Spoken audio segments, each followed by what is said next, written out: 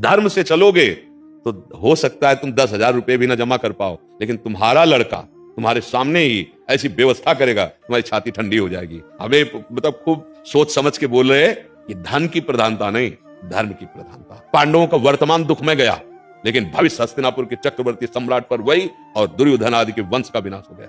धन का महत्व रखोगे तो बुद्धि भ्रष्ट कर देगा। महाराज जी, हम तो लक्ष्मी जी यही कहते हैं, पहले बुद्धि विवेक दे, फिर हमारी जो बुद्धि के विवेक के हिसाब से हाँ, पैसा मिले। लक्ष्मी जी का वाहन आपको पता क्या है? उल्लू। उल्लू। ए नारायण के साथ आएगी तो गरुड़ पे आएगी, अकेले आएगी तो उल्लू बुला देगी पक्का। उनका पर्सनल वाहन है। जब कोई पर्सनल आह्वान करता है तो फिर उल्लू पे बैठ के जाती है।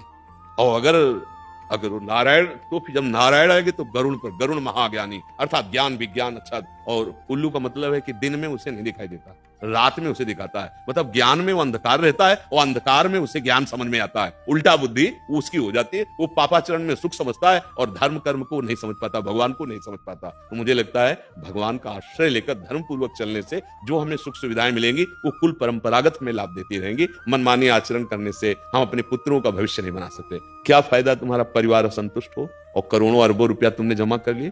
क्या फायदा? कलह हो, अशांति हो, तुम्हारा बेटा तुम्हारे सामने तुम्हारी पत्नी का अपमान करे, तुम्हारा अपमान करे, मनमानी जलोगे बैठे। इसलिए भविष्य धर्म से अच्छा होता है, सत्य से अच्छा होता है।